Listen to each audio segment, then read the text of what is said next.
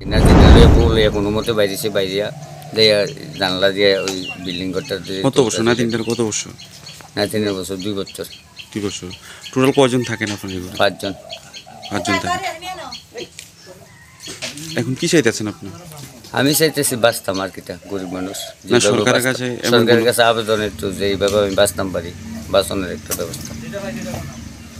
যাতে ছেলে সন্তান নিলে ভোট দিয়ে যাতে আমি চলতাম পারি বাঁচতাম পারি ঘুমাইতাম পারি টাকা পয়সাটা আনতে ঘরটা শেষ করতাম পারতেছি তখন সরকার ঘরটা দিছে এর মধ্যে এই ঘরটার মধ্যে আমরা সবাই হঠাৎ করে মানে কালকে রাত্রে এই ঘটনা বাচ্চি যে ভোট কষ্টে ধান চাল সব কিছু তো শেষ এই আর কি করার সময় তো ঘটনাটা পড়া 3টা 3:15 অনুমান এখন পর্যন্ত কেউ আইছে আপনার বাড়িতে